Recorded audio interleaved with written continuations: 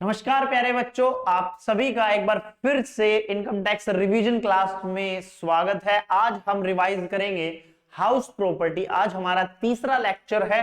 Telegram channel पर ये notes आ गए होंगे, सारे के सारे नोट्स अपडेट कर दिए हैं बिल्कुल एकदम। मई और नवंबर 2024 के बच्चों के लिए ये नोट्स हैं, तो जल्दी से जल्दी टेलीग्राम ग्रुप ज्वाइन कर लो। टैक्स टारगेट क्लासेस के नाम से है।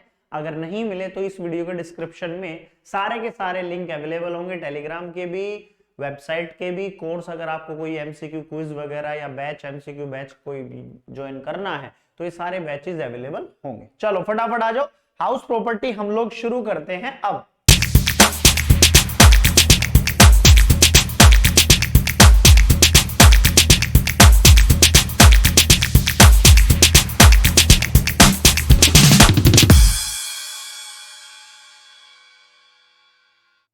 हाउस प्रॉपर्टी सेक्शन 22 से शुरू होता है। सेक्शन 22 चार्जिंग सेक्शन है हाउस प्रॉपर्टी का।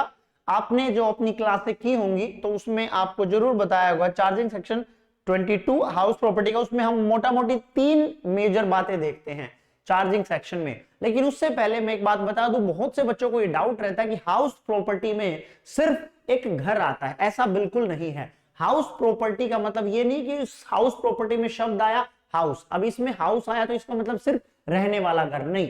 हाउस प्रॉपर्टी में गोडाउन भी आते हैं, वेयर हाउसेस भी आते हैं, कमर्शियल बिल्डिंग भी आती हैं, शोरूम भी आते हैं, आउटलेट्स भी आते हैं, और जो हाउसेस हैं, जो रेजिडेंशियल बिल्डिंग है वो भी आती है। That means commercial as well as residential building, दोनों की दोनों बिल्डिंगें हाउस प्रॉपर्टी में कंसीडर होंगी to calculate income under the head house property. ठीक है, ये हमने इसमें लिखा हुआ है, ये आप पढ़ सकते हैं। ठीक है, दूसरी बात, अगर आप हाउस प्रॉपर्टी को रेंट पर देते हो तो जो भी इनकम आएगी वो टैक्सेबल होगी under the head income from house property.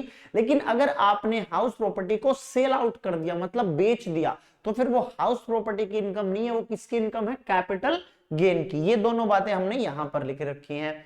ठीक है sir. Charging section, analysis of section 22। Charging section क्या कहता है? 3 बातें मेजर होनी चाहिए अगर आपको कोई भी इनकम हाउस प्रॉपर्टी में टैक्स करनी है। First thing is that property should be consist of any building, land appurtenant thereto. That means land और बिल्डिंग कनेक्टेड होनी चाहिए। सिर्फ लैंड होगी तो वो आपकी हाउस प्रॉपर्टी में इनकम नहीं आएगी। वो कहां पर आएगी? वो आपकी आईएफओएस में टैक्सेबल होगी। बिल्डिंग होगी तो वो कहां पर आएगी? हाउस प्रॉपर्टी में आएगी। दैट मींस लैंड और बिल्डिंग एक साथ होनी चाहिए, तब जाके आपकी हाउस प्रॉपर्टी की इनकम आएगी। Land and building attached appurtenant to the building thereto. ठीक है, ठीक है सर। पार्किंग मॉल हो गया, जैसे गार्डन हो गया, गैरेज हो गया, parking, marriage halls with gardens, आपने देखा होगा गार्डन भी रहता है उनमें और मैरिज हॉल्स भी रहते हैं, एक बिल्डिंग भी रहती है, तो उससे आने वाली इनकम कहां जाती है सर? हाउस प्रॉपर्टी में जाती है। ठीक है, ठीक है सर। अगर किसी का बिजनेस है तो फिर वो बिजनेस ऐड में चली जाएगी। सबलेटिंग ऑफ हाउस प्रॉपर्टी, अगर बाई चांस मान लीजिए मैं ओनर हूं, मैंने किसी को रेंट पर दे दी कोई हाउस प्रॉपर्टी और उसने आगे फर्दर सबलेट कर दी। आजकल कोवर्किंग स्पेस आपने सुना होगा। अगर कोवर्किंग स्पेस जैसा कॉन्सेप्ट है कि मैंने किसी को दी, उसने फिर दोबारा रेंट पर दे दी, सबलेटिंग, तो वो कहां पर इनकम जाएगी? वो जाएगी आईएफओएस में। क्यों जाएगी? क्योंकि जिस बंदे ने वो सबलेट की उसके पास ओनरशिप राइट नहीं है। ओनरशिप राइट नहीं है। सेकंड कंडीशन यही है चार्जिंग सेक्शन की कि अगर आपको हाउस प्रॉपर्टी में कोई इनकम टैक्स करनी है तो उस हाउस प्रॉपर्टी के आप मालिक होने चाहिए, तब जाकर आपकी इनकम हाउस प्रॉपर्टी में टैक्स होगी। लेकिन सबलेटिंग में आप उस हाउस प्रॉपर्टी के मालिक नहीं थे, इसलिए हमने वो इनकम कहां टैक्स कर दी? आईएफओएस में।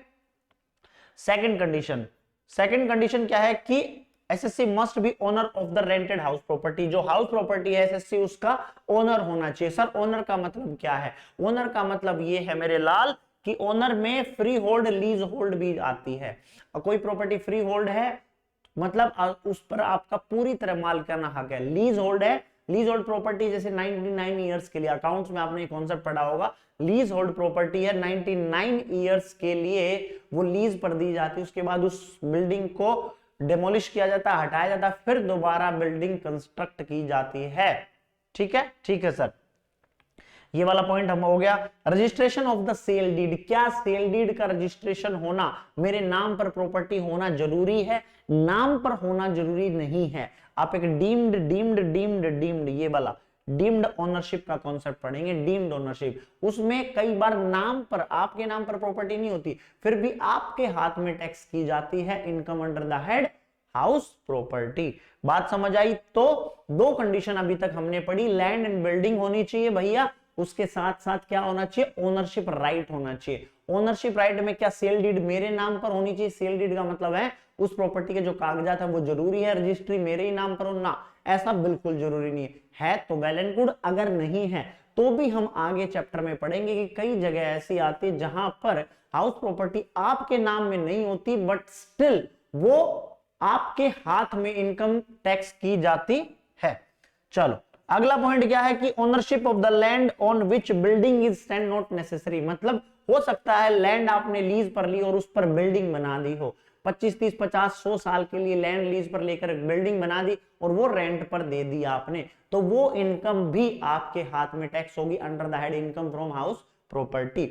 एक और पॉइंट है कि हाउस प्रॉपर्टी का अगर डिस्प्यूटेड टाइटल है, टाइटल का मतलब ओनरशिप डिस्प्यूटेड है, मतलब पता ही नहीं चल रहा इसका एक्चुअल में ओनर कौन है, कोर्ट केस चला हुआ है, तो इस केस में एक बात याद रखना, जब तक कोर्ट का फैसला नहीं आता तब तक कोई एक फिक्स ओनर नहीं माना जाता। लेकिन इनकम टैक्स वालों को नहीं पता कि कोर्ट तो पता नहीं कितने सालों तक चलता रहेगा, तो इनकम टैक्स वाले कहते हैं हम एक बंदे को ओनर बनाकर उसके हाथ में टैक्स कर देंगे।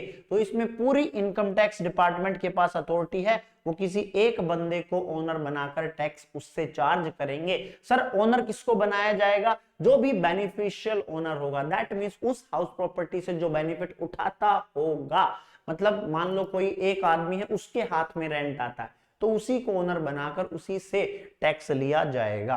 पर्पस, पर्पस किसी भी पर्पस के लिए वो हाउस प्रॉपर्टी यूज हो, बशर्ते जो उसका मालिक है उसने वो प्रॉपर्टी अपनी बिजनेस प्रोफेशन में यूज ना की हो। तो ये तीन बातें मस्ट है सेक्शन 22 चार्जिंग सेक्शन में, किसी भी इनकम को हाउस प्रॉपर्टी में टैक्स करने के लिए कोई एक लैंड बिल्डिंग होनी चाहिए, आप ओनरशिप होनी चाहिए, और पर्पस क्या होना चाहिए, कोई और पर्पस अपार्ट फ्रॉम बिजनेस और प्रोफेशन ऑफ द ओनर। क्यों? क्योंकि सेक्शन 30 जब अब मैं पीजीबीपी पढ़ाऊंगा तब मैं आपको बताऊंगा, section 30 does not allow deduction of notional rent of the property. आप उस प्रॉपर्टी का नोशनल रेंट कभी भी उस मालिक को अलाउड नहीं किया जाता पीजीबीपी में एज ए एक्सपेंस। ठीक है सर, यहां तक क्लियर हुई? हमने सिर्फ सेक्शन 22 पढ़ा, एनालिसिस किया कि इसमें तीन बातें होती हैं हाउस प्रॉपर्टी के लिए। उसके बाद आता है house property held as stock in trade. ये एक छोटा सा कॉन्सेप्ट है, बिल्कुल चुन्ना मुन्ना सा, कि house property held as stock in trade. मान लीजिए किसी बंदे ने बहुत सी प्रॉपर्टीज, उसके पास हाउस प्रॉपर्टी है और वो उसको खरीदने बेचने का काम करता है, या फिर कोई एक बिल्डिंग है उसमें फ्लैट सिस्टम है, वो उसको खरीदने बेचने का काम करता है। अगर उसके पास बहुत सी प्रॉपर्टीज है, उसने उस हाउस प्रॉपर्टी को as a stock in trade रखा हुआ है, वो उसने अपनी बुक्स में उसको स्टॉक इन ट्रेड बना रखा है, as a record stock in trade है, तो जो भी उससे इनकम आएगी, if house property considered stock in trade of a business rental income from such house property to be taxed income under the head house property. ठीक है जी। क्यों ऐसा? क्योंकि भैया हाउस प्रॉपर्टी का जब स्पेसिफिक हेड है तो उसके स्पेसिफिक हेड में लेकर जाओ और कहीं लेकर मत जाओ। ठीक है सर। अब बाई चांस मान लीजिए किसी ने कोई न्यूली कंस्ट्रक्ट बिल्डिंग कराई है, कोई नई बिल्डिंग बनी है और उसके फ्लैट सेल नहीं हुए।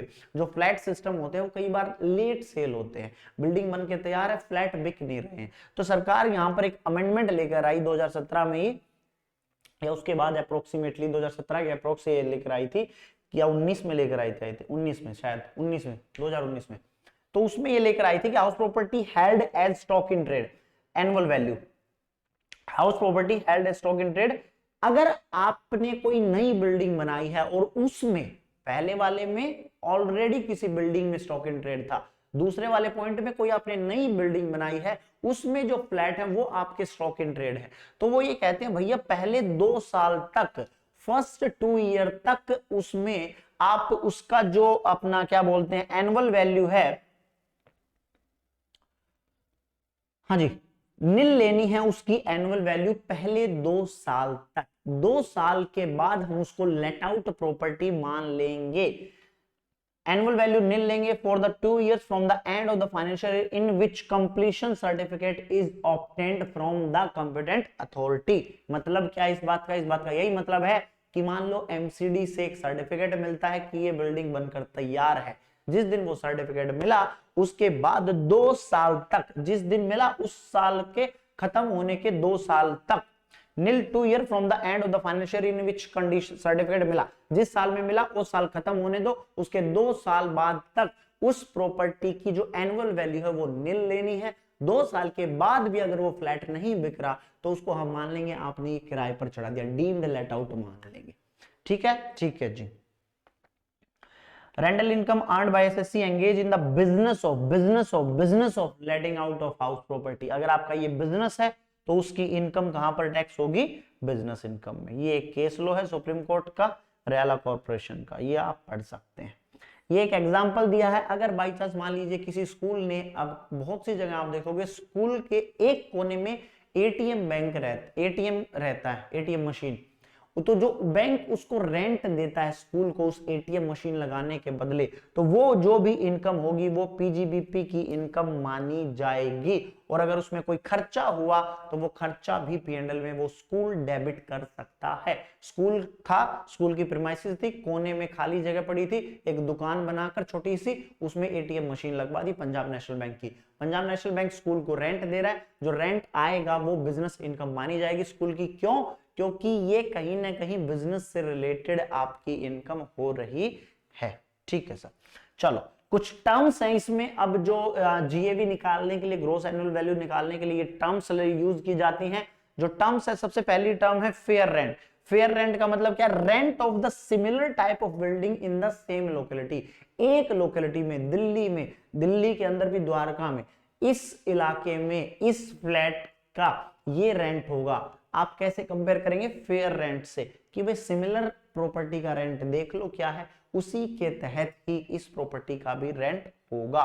म्युनिसिपल वैल्यू क्या है? कि rental value determined by the municipality. Municipality को म्युनिसिपल टैक्स लेना होता है, उसके लिए वो वहां की रेंटल वैल्यू डिसाइड करते हैं। तो जो म्युनिसिपल वैल्यूएशन होगी, तो rental value determined by municipality for the purpose of charging municipal tax. जो म्युनिसिपल टैक्स चार्ज करेंगे उसके लिए वो रेंटल वैल्यू बताएंगे, तो वो होती है म्युनिसिपल वैल्यू।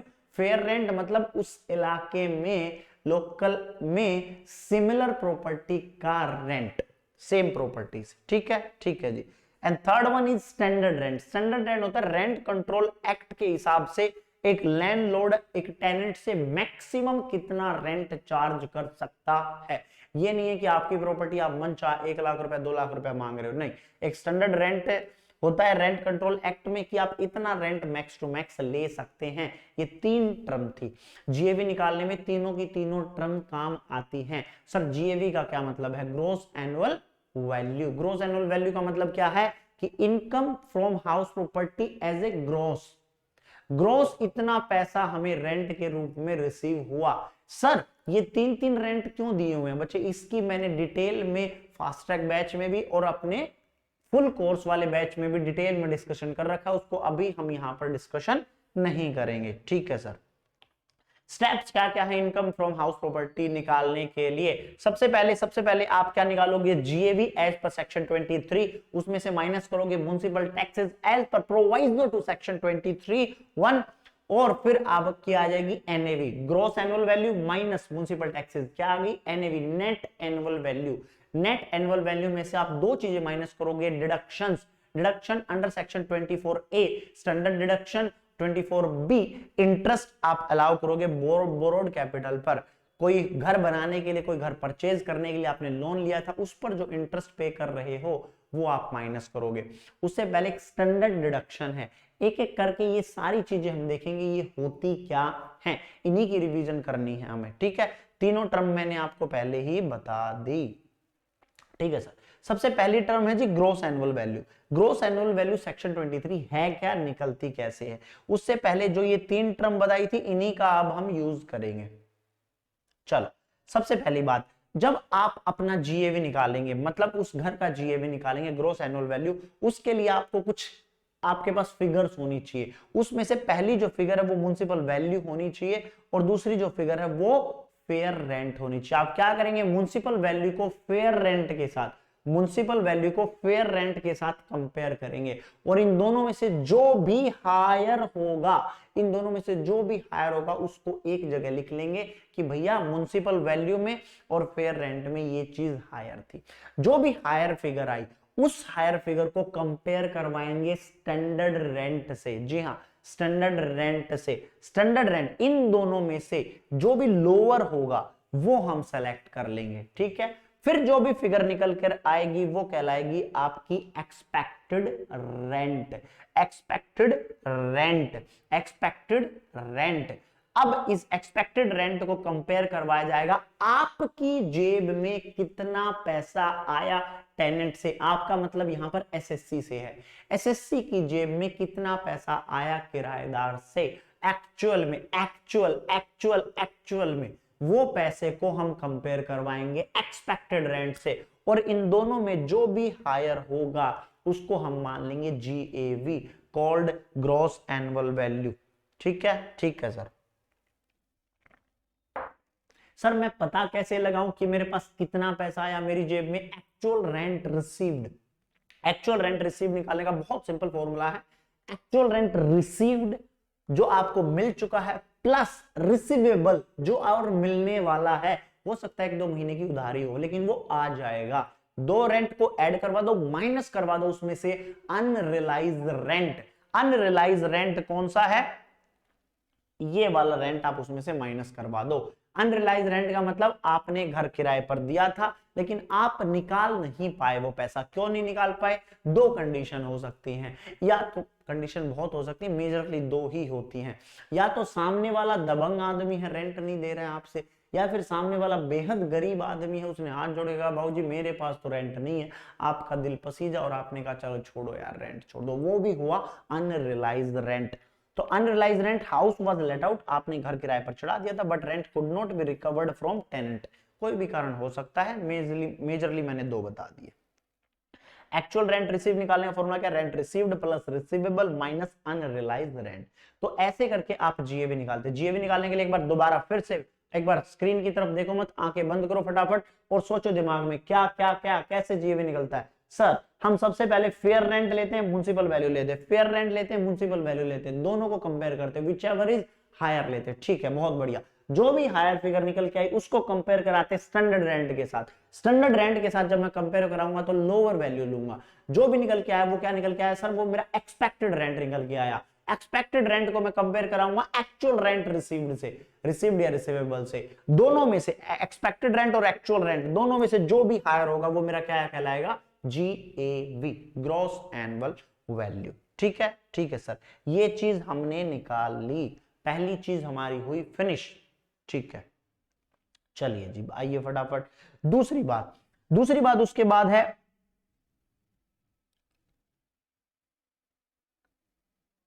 अब जो जीएवी निकाली है हमने, अब जो हमने ग्रॉस एनुअल वैल्यू निकाली है वो हमने निकाली है एक नॉर्मल तरीके से कि घर जो हाउस प्रॉपर्टी है वो पूरे साल लेट आउट रही है, पूरे साल अपना किराया आराम से, कोई दिक्कत परेशानी नहीं है उस घर में, तो हमारी जीएवी निकल के आ गई। ठीक है सर। उसके बाद आता है म्युनिसिपल टैक्सेस। आपने माइनस क्या करवाया उसमें से? सर उसमें से हमने माइनस करवा दिया municipal taxes. Municipal tax minus करने के बाद क्या आएगा? सर एनएवी निकल के आएगा, नेट एसेट वैल्यू या नेट एनुअल वैल्यू। जल्दी फटाफट, दिमाग एक तरफ से काम करना चाहिए, जल्दी बोलो। सर नेट एसेट वैल्यू तो अकाउंट्स में होती है, यहाँ तो नेट एनुअल वैल्यू। हाँ ठीक है, net annual value NAV. Municipal tax की बात करूं तो सबसे पहले कुछ फटाफट आपके दिमाग में ये पॉइंट्स आने चाहिए। म्युनिसिपल टैक्स, म्युनिसिपल टैक्स की मैं बात करूं तो म्युनिसिपल टैक्स एक्चुअल में पेड होना चाहिए, ओनर उसको पे करे। टेनेंट ने पे किया, आपको खर्चा अलाउ नहीं करेंगे। Gross annual value minus municipal tax. Municipal tax क्यों माइनस करें भैया? तुम्हारा खर्चा था, चलो हम हटा देते हैं ग्रॉस एनुअल वैल्यू में से, तो उसको हटा के ही तो टैक्स लगाएगी सरकार। ठीक है, म्युनिसिपल टैक्स एक्चुअल में पेड होने चाहिए। पास्ट, पिछला, अगला पिछला, कभी कितने सालों का पे कर दिया, पीछे का पे किया था, आगे का पे किया, कुछ भी किया, सारा अलाउड हो जाएगा म्युनिसिपल टैक्स। पहली बात, ठीक है सर। किसकी जेब से जाना चाहिए सर, लैंडलॉर्ड की जेब से जाना चाहिए, टेनेंट ने पे किया तो अलाउ नहीं होगा। बहुत बढ़िया। यहां पर सीएमए वालों के लिए एक अपडेट है, सीएमए वालों के लिए एडवांस म्युनिसिपल टैक्स कभी भी अलाउड नहीं होता, ये बात ध्यान रखना। एडवांस म्युनिसिपल टैक्स सीएमए का जो सिलेबस है कॉस्ट एंड मैनेजमेंट अकाउंटेंट का, वहां पर एडवांस वाला म्युनिसिपल टैक्स अलाउ नहीं करते, जबकि सीए वाले भाई हर कोई म्युनिसिपल टैक्स अलाउ कर देते हैं, बशर्ते वो एक्चुअली पेड होना चाहिए। ठीक है, ठीक है सर। चलो, म्युनिसिपल टैक्स दो कंडीशन आपको सेटिस्फाई करनी है, municipal tax borne by the owner, owner ने अपनी जेब से दिया हो, एंड एक्चुअली पे हुआ हो, एक्रूड ना हो, ड्यू ना हो। ठीक है sir. Municipal taxes are allowed as deduction in the previous year payment if relate to past year, चाहे पास्ट का हो तब भी अलाउड हो जाएगा। फॉरेन लोकल अथॉरिटी में दिया, सर मेरा घर तो बाहर था, मैं आरओआर हूं, मेरा फुल रेजिडेंट हूं मैं, लेकिन जो मेरी हाउस प्रॉपर्टी वो ऑस्ट्रेलिया में, मैंने ऑस्ट्रेलिया में म्युनिसिपल टैक्स पे किया, अलाउड, कोई दिक्कत नहीं। वहां की प्रॉपर्टी थी, वहां की इनकम यहां पर टैक्स करेंगे, अलाउ कर देंगे, कोई दिक्कत नहीं, deductible if such paid by the owner. Refund of municipal tax आ जाता है, नॉट टैक्सेबल, कोई दिक्कत नहीं है। Municipal tax borne by the tenant, वो कह रहा है जी अगर टेनेंट ने किराया दे दिया, अगर टेनेंट ने किराया तो देगा ही देगा, साथ में हो सकता है म्युनिसिपल टैक्स भी पे कर दे, तो कभी भी किराए को बढ़ा मत देना कि जी ये तो नोशनल किराया है ना, पोस्टिंग वाला कॉन्सेप्ट मत लगा देना यहाँ पर, या ऐसा वो फाइनेंशियल मैनेजमेंट वाला कि नोशनल चीज है, टेनेंट ने किराया दिया, अगर ना होता पैसे का ना जाना भी तो आना होता, ये वो वाला कॉन्सेप्ट हो गया कि अब मालिक को वो भरना पड़ता म्युनिसिपल टैक्स, हाँ सर, लेकिन उसकी बजाय टेनेंट ने म्युनिसिपल टैक्स भर दिया, तो सर अब मैं टेनेंट की इसकी लैंडलॉर्ड की इनकम मान लूंगा इस चीज को, नहीं, उसको इनकम नहीं मानना, ये सीधा सीधा लिखा है कि भैया उसको इनकम इंक्रीज मत कर देना हाउस रेंट को, कहीं वो जो म्युनिसिपल टैक्स टेनेंट ने भी किया उससे। अगर बाई चांस मान लो म्युनिसिपल टैक्सेस आपको परसेंटेज बेसिस पर दे रखे हैं, तो कभी भी गलती से भी इसको हाईलाइट कर लो इस पॉइंट को, बच्चे क्या करते हैं उस परसेंटेज को जीएवी का परसेंटेज ले लेते हैं, नहीं, जीएवी का परसेंटेज नहीं होता, वो म्युनिसिपल वैल्यू का परसेंटेज होता है म्युनिसिपल टैक्स। बहुत हाईलाइट कर लेना, जल्दबाजी में एग्जाम में बच्चे बहुत गलती करते हैं इस वाले पॉइंट पे। ठीक है, म्युनिसिपल टैक्स को अदर किस नाम से जानते हैं, house property, house tax, property tax, local tax, sewerage tax, fire tax, इन सभी नामों से म्युनिसिपल टैक्स को जाना जाता है। ठीक है सर। आपकी क्या निकल के आ गई सर, हमारी निकल के आ गई net annual value, GAV minus municipal tax, NAV, net annual value मेरी निकल कर आ गई। एनएवी कैसे निकल गई, GAV minus municipal tax actually paid borne by the owner, NAV आ गई sir. NAV can be negative if municipal tax actually paid exceed GAV, obviously अगर GAV मान लो 100 रुपए का रेंट आया, लेकिन आपने म्युनिसिपल टैक्स, कोरोना टाइम था, आपने सोचा डिस्काउंट दे रही है सरकार म्युनिसिपल टैक्स भरने में, आपने अगले 10 साल का म्युनिसिपल टैक्स अभी भर दिया 1000 रुपए, तो 100 रुपए माइनस 1000 रुपए, माइनस में 900 रुपए आपकी NAV आ सकती है। इंग्लिश वाले बच्चे दोबारा 100 रुपीज GAV, 1000 रुपीज मान लो आपने पे कर दिया क्या, म्युनिसिपल टैक्स, तो जो माइनस का 900 आया वो आपकी एनएवी हो सकती है, तो NAV can be negative if municipal tax actually paid exceed GAV. ठीक है, ठीक है सर। चलो एक बार फॉर्मेट दोबारा से देखेंगे, फटाफट फॉर्मेट पे आओ, फॉर्मेट नहीं भूलने का। Gross annual value minus municipal tax, net annual value, net annual value में से आपको डिडक्शंस माइनस करनी है दो, 24A 24B, 24A standard deduction 30%। देखिए स्टैंडर्ड डिडक्शन होती क्या है, पहले क्या होता था, हर आदमी ये कहता था मैंने हर साल लिपाई कराई, पुताई कराई, घर में टाइल बिछवा दी, नया फर्श लगवा दिया, ये रिपेयर करवा दिया, एक नया कमरा बनवा दिया, सरकार का भी सिरदर्द हो गया, सरकार कहती कोई बात नहीं भाई, हम तुम्हें गिन गिन के हम तुमसे बिल लें, फिर तुम वो बिल प्रोड्यूस करो, हम ऐसा नहीं चाहते, तुम एक काम करो, हम तुम्हें फ्लैट 30% स्टैंडर्ड डिडक्शन दे रहे, 30%, चाहे तुमने खर्चा किया चाहे नहीं किया, हर केस में ये डिडक्शन मिलेगी, तभी इसका नाम पड़ा स्टैंडर्ड डिडक्शन। करो या मत करो मिलेगी ही मिलेगी 30%। 30% किसका, एनएवी का, एनएवी का 30% हम माइनस कर देंगे हाउस प्रॉपर्टी की इनकम निकालते टाइम। ठीक है, ठीक है सर। आओ स्टैंडर्ड डिडक्शन देखते हैं। Standard deduction under section 24A, section number याद कर लेना, लिखने से इंपैक्ट अलग ही आएगा।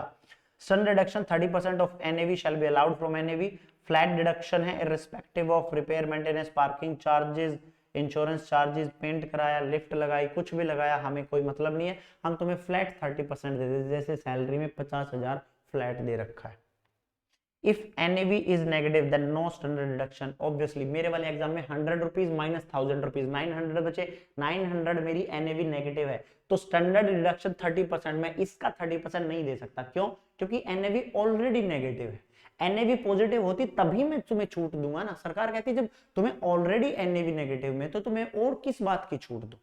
तो वो कहते हैं भैया नहीं, अगर तुम्हारी एनएवी नेगेटिव है, इफ एनएवी इज नेगेटिव, तो कोई स्टैंडर्ड डिडक्शन नहीं मिलेगी। नको रे। SOP standard deduction nil as NAV itself is nil. Obviously ठीक है सर। स्टैंडर्ड डिडक्शन 24A हो गई। अब बात करते हैं 24B की, इंटरेस्ट ऑन बोरोड कैपिटल। देखिए खर्चे हमेशा सरकार क्या कहती है, सरकार कहती है भैया हम आपसे प्रॉफिट पर टैक्स लेंगे, हम आपसे रेवेन्यू पर टैक्स नहीं लेंगे। दैट मींस जितने भी हाउस प्रॉपर्टी आई उसमें से माइनस करवा, हाउस प्रॉपर्टी की इनकम आई उसमें से हमने माइनस करवा दिया क्या, म्युनिसिपल टैक्सेस। एनएवी बच गया, उसमें से तुम्हारे रिपेयर के नाम पर पेंट वेंट इंश्योरेंस वगैरह, घर के इंश्योरेंस भी होते हैं, वो कराया ठीक है, वो हमने फ्लैट 30% माइनस करा दिया। ठीक है, और क्या खर्चा हो सकता है?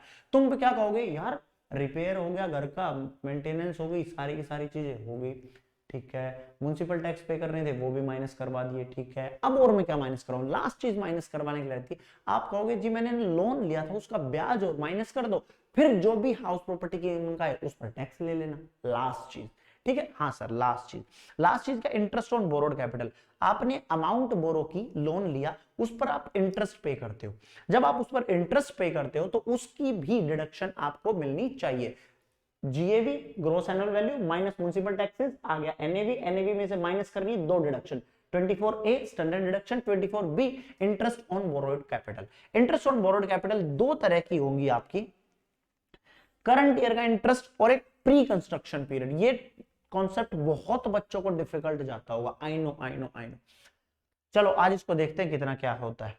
करंट ईयर का इंटरेस्ट कैसे अलाउ होगा? मैंने एक आपको कॉन्सेप्ट बताया था, क्या बताया था सर? आपने बताया था म्युनिसिपल टैक्स तभी अलाउ होगा जब वो एक्चुअली पेड होगा, एक्चुअल में आपकी मतलब ओनर की पॉकेट से निकलना चाहिए, तब जाके अलाउ होगा। लेकिन इंटरेस्ट हमेशा आपने पे किया हो या ना किया हो, एक्रूअल ड्यू बेसिस पर भी अलाउड होता है।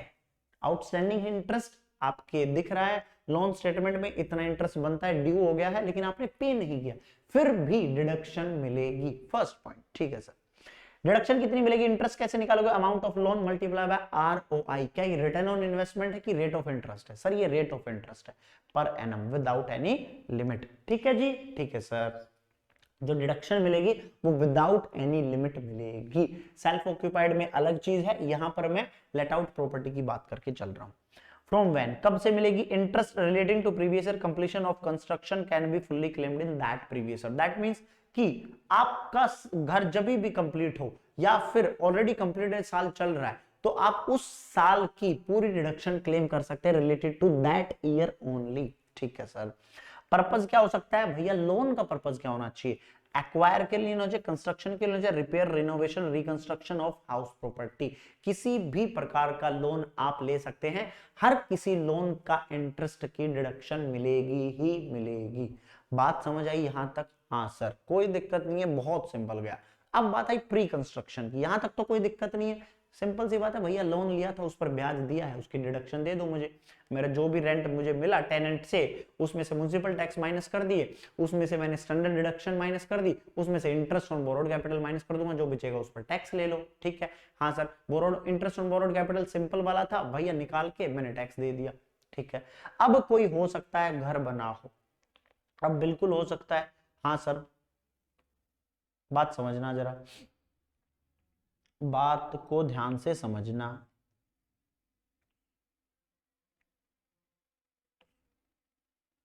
ये हो गया मेरा प्री कंस्ट्रक्शन पीरियड और ये हो गया मेरा पोस्ट कंस्ट्रक्शन पीरियड। यहां पर मेरा कंस्ट्रक्शन है वो कंप्लीट हो गया।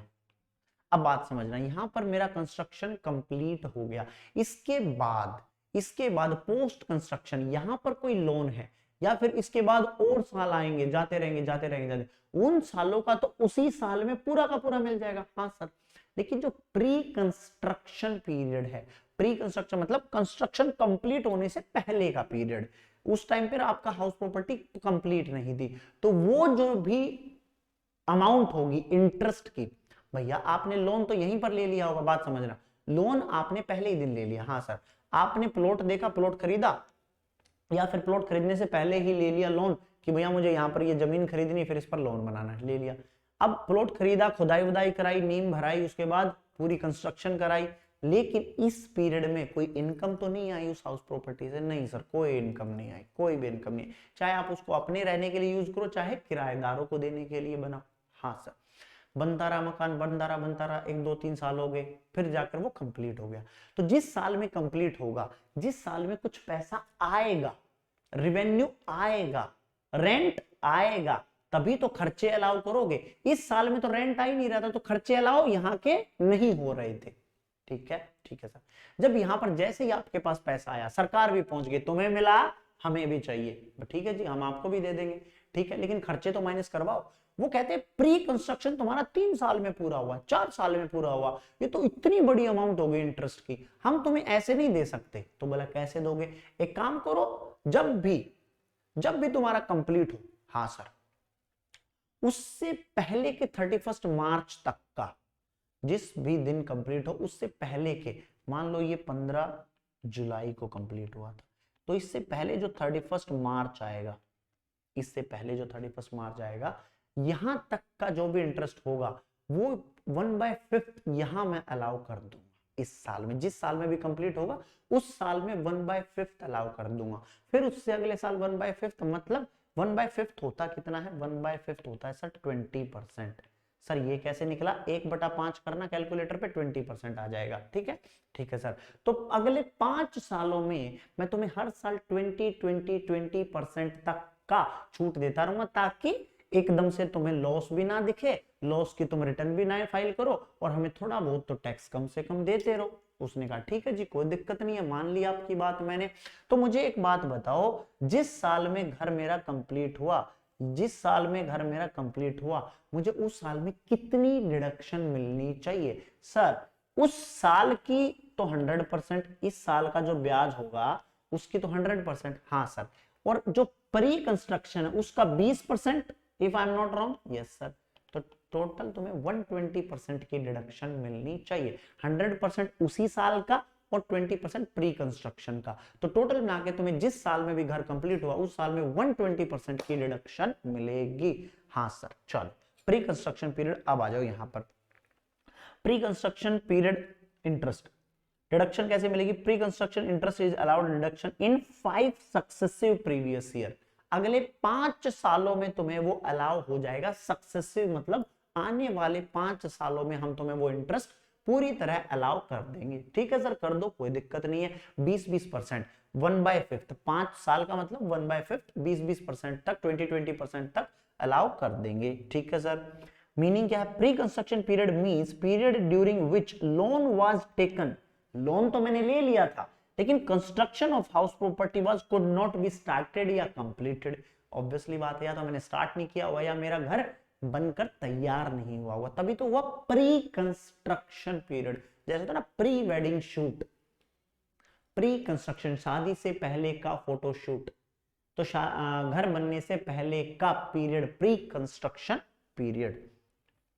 प्री कंस्ट्रक्शन पीरियड शुरू कहां से होता है? प्री कंस्ट्रक्शन पीरियड एक्चुअल में स्टार्ट कहां से होता है? From the date of borrowing. जिस भी दिन आपने लोन लिया उस दिन से लेकर खत्म कहां पर होगा?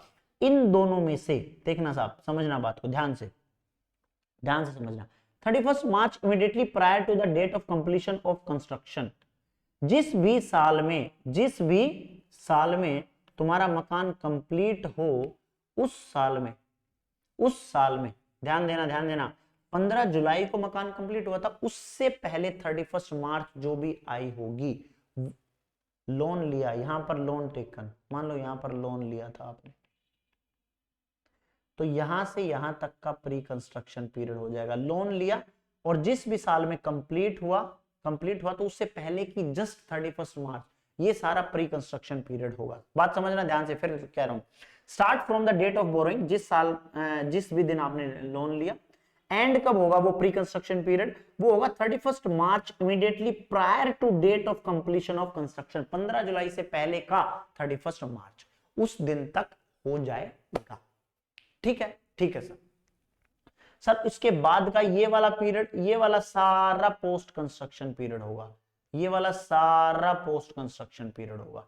ठीक है, ठीक है सर। तो इस साल में कंप्लीट हुआ था, तो इस साल में हम शुरू कर देंगे तुम्हें देना, तो 100% तो इसका और 20% इसका, समझे? 100% इसका, 20% इसका, फिर अगले साल फिर 20%, फिर 20%, फिर 20%, तो इस साल कुल मिला के तुम्हें 120% ऐसे मिलेगा।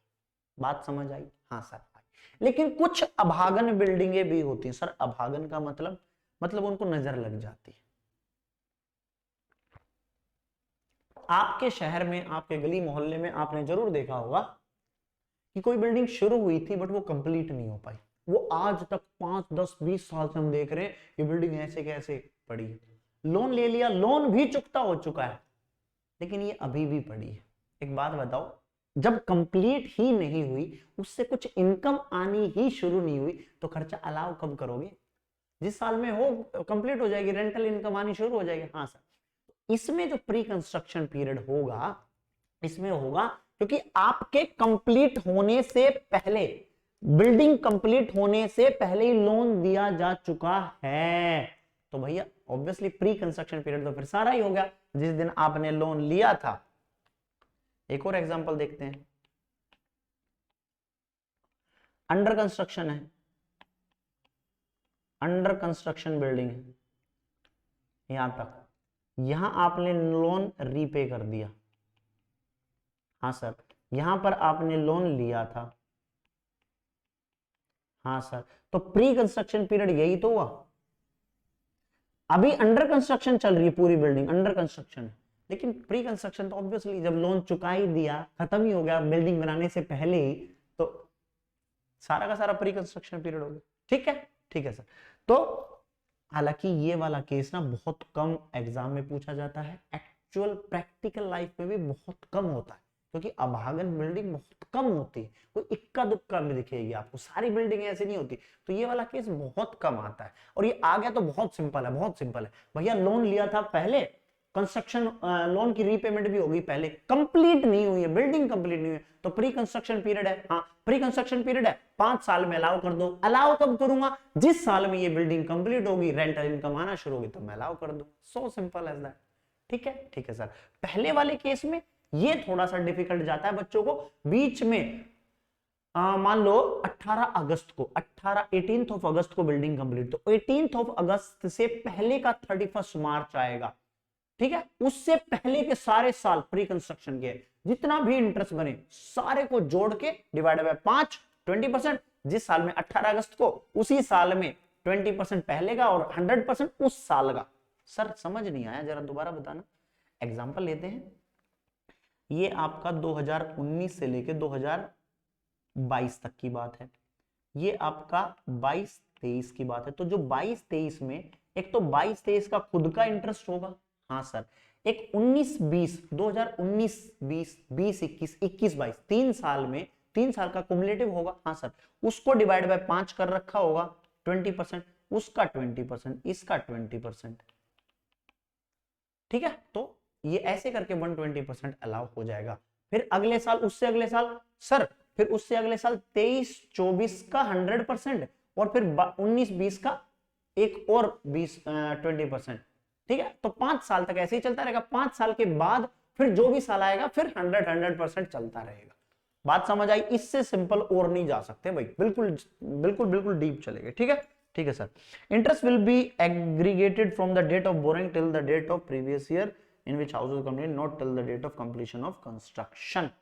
चलो जी, computation of interest, prior period interest, ये प्रायर पीरियड इंटरेस्ट की पूरी कंप्यूटेशन है। Identify date of borrowing, date of completion, last date of financial year immediately preceding the date of completion year, 31 मार्च जो होती है, हम पेन गलत यूज कर रहे हैं। पीरियड पीरियड जब एक स्टेप 1 और स्टेप 1 से लेकर स्टेप 3 तक का जो भी पीरियड आएगा वो प्रायर पीरियड आएगा। और इंटरेस्ट निकाल लो कि भैया जो भी पीरियड स्टेप 4 में सिलेक्ट किया है, रेट ऑफ इंटरेस्ट लगा दो, अमाउंट ऑफ लोन से मल्टीप्लाई कर दो, प्रायर पीरियड अलाउड कितना हो जाएगा, डिवाइड बाय 5 कर लेना। Prior period interest as per step 5 divided by 5 year, ठीक है, 20% अलाउ कर देंगे। ठीक है, ठीक है सर। लोन में be taken for purchasing of land even if construction is done out of own fund. भैया लैंड के लिए पैसा लिया है तो भी इंटरेस्ट अलाउ हो जाएगा। Interest on unpaid interest, panel interest is not deductible. मान लो 2-4 किस्तें थी, हाउसिंग लोन चल रहा था, किस्त इंस्टॉलमेंट आई थी, आप नहीं भर पाए, बैंक ने आपके ऊपर और ब्याज लगा दिया, वो ब्याज अलाउ नहीं होगा। पैनल इंटरेस्ट कभी भी अलाउ नहीं होता, ब्याज के ऊपर ब्याज, पैनल इंटरेस्ट, पेनल्टी लगाई, पैनल इंटरेस्ट वो अलाउ नहीं होगा। हाँ, किसी एक लोन को उतारने के लिए कोई नया लोन लिया है वो इंटरेस्ट अलाउ हो जाएगा। ऑलरेडी एक चल रहा था, आपने देखा दूसरा बैंक इससे सस्ते पर दे रहा है, उसने वहां से उठाकर लोन टेक ओवर करवा दिया, ये वाला उस लोन को, मान लो पंजाब नेशनल बैंक से चल रहा था, एसबीआई बैंक में सस्ते में दे रहे थे, एसबीआई बैंक को बोला है भाई तुम पंजाब नेशनल बैंक को पूरा पैसा उधार दे दो, मैं तुमसे लोन ले लेता हूं। बोला ठीक है, एसबीआई बैंक ने पंजाब नेशनल बैंक को दे दिया, फिर एसबीआई बैंक से लोन चल पड़ा। तो ये अलाउड है, एक से ज्यादा लोन भी ले सकते हैं एक ही प्रॉपर्टी पर। मान लो एंटीला बन रहा है, सिर्फ पंजाब नेशनल बैंक फाइनेंस नहीं कर सकता, पंजाब नेशनल बैंक से भी पैसा ले लिया, एसबीआई से भी ले लिया, पंजाब एंड सिंध बैंक से भी ले लिया, एचडीएफसी से भी ले लिया, तो एक से ज्यादा लोन भी हो सकते हैं। सिर्फ पैनल इंटरेस्ट अलाउड नहीं है। आपने इंस्टॉलमेंट बाउंस हो गई, अब आपके ऊपर पेनल्टी के एवज में इंटरेस्ट चार्ज हुआ, वो अलाउड नहीं। If loan is taken from outside India, भाई हो बिल्कुल हो सकता है। एंटीला बना, हिंदुस्तान के सारे बैंक बोले साहब हम तो 5,000 करोड़ रुपया नहीं दे सकते, बाहर से पैसा मंगवाया गया, लोन लिया गया, अब बाहर पे कर रहे हो तो ठीक है अलाउ कर दो, लेकिन उसमें एक शर्त है, आप उस पर टीडीएस जरूर काट लेना जब आप उस इंटरेस्ट की पेमेंट करो आउटसाइडर बैंक को। क्यों? क्योंकि रेजिडेंशियल स्टेटस का मैंने पढ़ाया था भैया, अगर आप इंडिया से कोई भी इनकम जनरेट करोगे, मैंने लोन लिया, मैंने अपना एक घर बनवाना था आउटसाइड इंडिया से, जब मैं आउटसाइड इंडिया इंटरेस्ट पे करूंगा तो मेरा फर्ज बनता है कि मैं उस पर टीडीएस काट लूं, तब ही जाकर मैं अपना इंटरेस्ट सेक्शन 24B में माइनस कर सकता हूं, अदरवाइज अलाउ नहीं होगा। क्यों? क्योंकि मेरा तो खर्चा था, मैंने तो सामने वाले को पे कर दिया इंटरेस्ट, लेकिन इंटरेस्ट उसकी भी तो इनकम हो गई, तो सरकार कहती है भैया टीडीएस काट लेना, फिरंगी बंदा है, फिर नहीं मिलेगा, भाग जाएगा। ठीक है सर, ये थोड़ा सा अपने आप पढ़ लेना। ये लाइन कहना चाहती है भैया बायर और सेलर का एग्रीमेंट हो गया, वो कहता है मैं तुम्हारी किस्तों में पैसा दूंगा, हो सकता है किस्तों में पैसा दे दियो भाई, वो कह रहा है, लेकिन वो कह रहा है भैया मैं तुमसे फिर इंटरेस्ट चार्ज करूंगा, तो ठीक है वो इंटरेस्ट अलाउड हो जाएगा, डिडक्टेड हो जाएगा। लोन आप किस किस से ले सकते हो? बैंक से ले सकते हो, फाइनेंशियल इंस्टीट्यूशन, एफआई का मतलब फाइनेंशियल इंस्टीट्यूशन से ले सकते हो, फ्रेंड फैमिली एक्सेट्रा, आप इन सब से भी लोन ले सकते हो, कोई दिक्कत वाली बात नहीं है। ठीक है सर, अब अभी तक आपने पढ़ा कि कोई लिमिट नहीं है, आप जितना चाहे इंटरेस्ट डेबिट कर सकते हो। ठीक है सर, कर देंगे 2 लाख, 5 लाख, 10 लाख, 20 लाख, 10,000, 15,000, जितनी अमाउंट हो कर दो, कोई दिक्कत नहीं।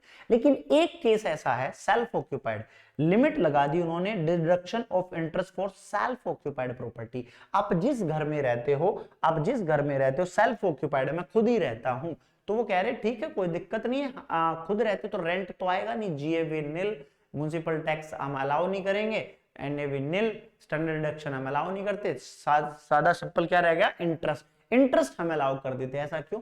प्रमोशन देने के लिए कि लोग बाग अपना घर बनाते रहे, घर बनते रहे, इंडिया में रोजगार मिलते रहे, बैंक का जो चैनलाइज पैसा है, बैंकों से दुनिया पैसा लेती रहे।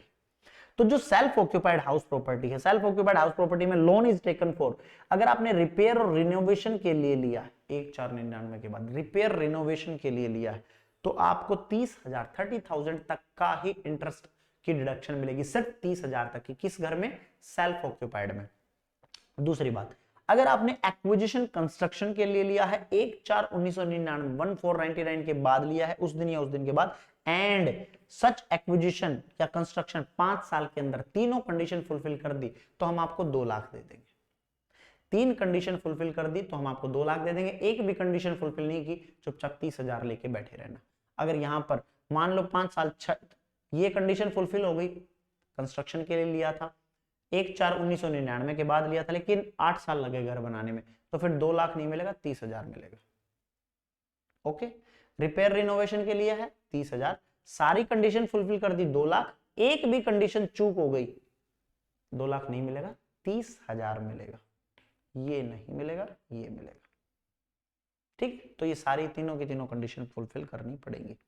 हाँ जी, above mentioned limit are applicable combinedly for 2 SOPs not for each SOP। ये जो लिमिट है ये SSC वाइज होती है, लिख लो यहां पर खाली जगह है, limit SSC wise, SSC wise है, घर वाइज नहीं है ये लिमिट। एक SSC है, तुम्हें 2 लाख का ही मिलेगा। हाँ, 2 बंदों ने मिलके एक घर ले रखा है तो तुम दोनों को 2 लाख, मुझे 2 लाख उसको, दोनों को मिल जाएगा। ठीक है, मैंने एक बंदे ने 2 घर ले रखे हैं, भैया तुझे 2 लाख ही मिलेगा। तो पर्सन वाइज, इंसान वाइज ये लिमिट 2 लाख की है, ना कि घर वाइज। लिख लेना इस बात को, यहां पर नोट डाउन कर लेना। No such limit is applicable for let out property, deem let out property. 2 lakh और 30,000 की, 2 लाख और 30,000 की लिमिट जो है वो सिर्फ सेल्फ ऑक्यूपाइड पर है, लेट आउट प्रॉपर्टी पर नहीं और डीम्ड लेट आउट प्रॉपर्टी पर नहीं है।